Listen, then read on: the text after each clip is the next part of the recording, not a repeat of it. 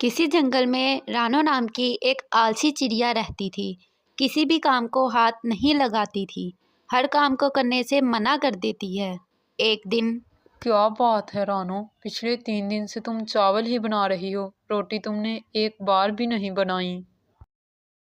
कुछ तो बना दिया ना, मेरे बस में हो तो एक काम ना करूं। सारा दिन थक जाती हूँ और रोटी कैसे बनेगी। यूं तो ऐसे ही पड़ा है, उसे कोई साफ करे तो मैं पीस कर आटा गूंद कर रोटी बनाऊं ना।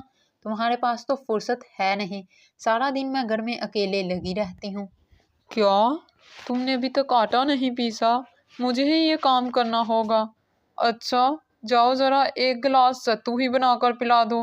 खेत पर बहुत गर्मी थी, मारे गर्मी के पसीने बह रहे हैं। अच्छा, गर्मी तो सिर्फ तुम्हें ही लगती है, मुझे तो नहीं लगती। मैं अभी अभी किचन में दाल वाल बना कर आई हूँ। अभी बैठी हूँ, बिल्कुल अभी। अभी का मतलब समझते हो ना। तुम आते ही मुझ पर हुक्म चलाना शुरू कर देते हो।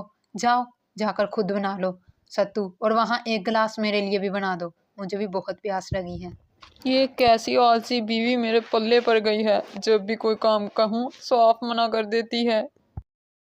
मुझे सब सुनाई दे रहा है जो तुम बोल रहे हो। अब रात का भोजन तुम तैयार करोगे, मैं हाथ तक नहीं लगाऊंगी। सारा दिन उठ बैठ कर इधर उधर घूम फिर कर मेरे पाँव दर्द हो रहे हैं। और हाँ, थोड़ी धनिया की चटनी भी बना लेना, वो धनिया टोकरी में रखा हुआ है।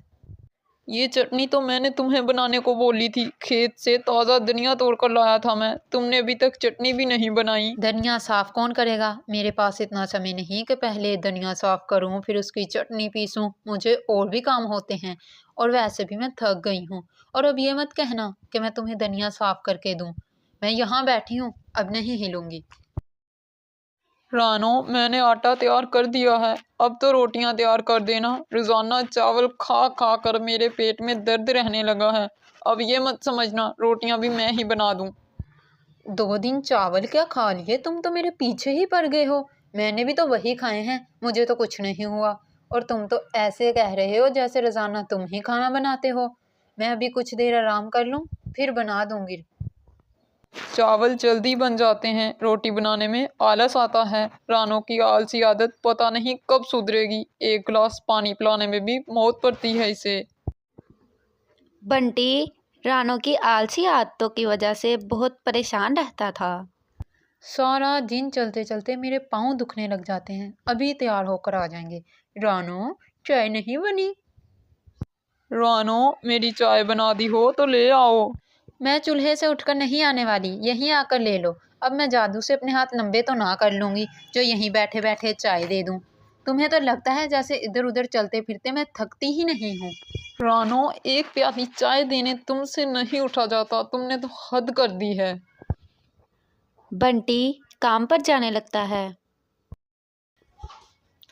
बेटा, अम्मा को कुछ खाने को देगा, बहुत भूख लगी है। 2 मिनट तसल्ली से नहीं बैठ सकती, फिर उठा दिया। क्या हुआ बेटी, तुम परेशान क्यों हो रही हो?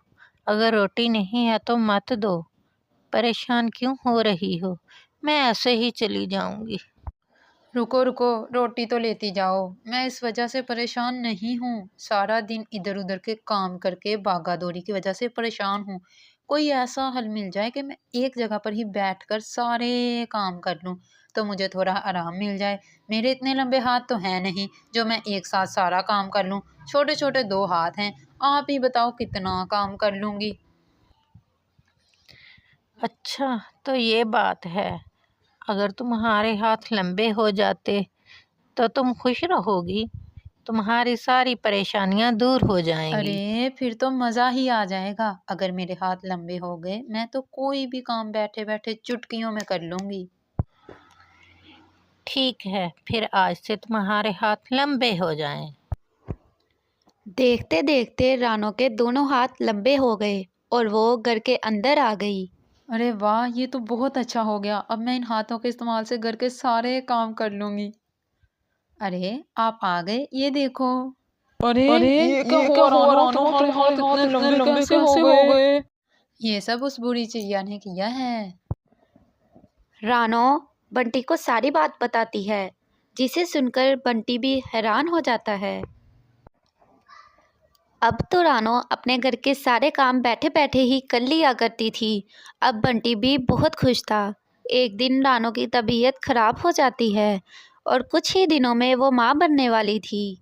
अब से तुम अपना ख्याल रखना, ज़्यादा काम नहीं करोगी, बस आराम करना।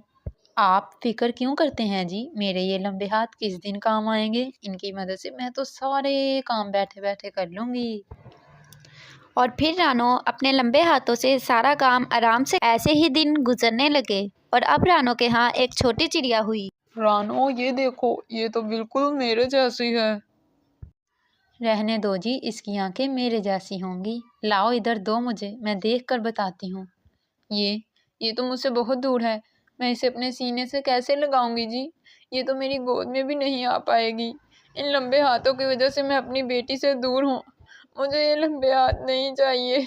सुनो जी, मेरी बेटी को गोद में लेकर प्यार करना है मुझे। रानो फूट फूट कर रोने लगती है। चुप हो जाओ रानो, तुमने खुद ही तो ये इच्छा मांगी थी, अब क्या हो सकता है। मैं अपना फायदा देखने निकली थी, मैंने सही और गलत के बारे में नहीं सोचा। अरे, तुम आज भी दुखी हो। मैंने सोचा इधर से गुजरते हुए तुम्हारा हाल चाल पूछ लूं।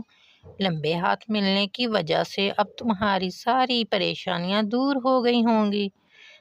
ये तो तुम रो क्यों रही हो? अम्मा जी, मुझे ये लंबे हाथ नहीं चाहिए। अपनी बेटी को गोद में नहीं खिला सकती, अपने कलेजे से नहीं लगा सकती। मैं इन लंबे हाथों का क्या करूँगी। आप मेरे हाथ पहले जैसे कर दो। हमें ऊपर वाले ने जो कुछ दिया है, हमें उसी में खुशियाँ ढूंढनी चाहिए। तुमने बिना सोचे समझे लंबे हाथ मांग लिए और अपना फ़ायदा देखा, पर नुकसान नहीं सोचा। हमें किसी भी बात के फ़ायदे और नुकसान दोनों के बारे में सोचना चाहिए। अब रोना बंद करो, देखो तुम्हारे हाथ पहले की तरह ही हो गए हैं। शुक्रिया अम्मा, अब मैं अपने बच्चे को गोद में खिला सकती हूँ। सुनो जी, मेरे हाथ ठीक हो गए, अब मेरी बेटी को मुझे दो। रानो के हाथ ठीक हो गए और बूढ़ी चिड़िया गायब हो गई। रानो को अपनी गलती का एहसास हो गया था। इसे समझ आ गया था हर बात के दो पहलू होते हैं, यानी फ़ायदा होता है तो नुकसान भी होता है। इसीलिए हमें सोच समझकर फैसले करने चाहिए।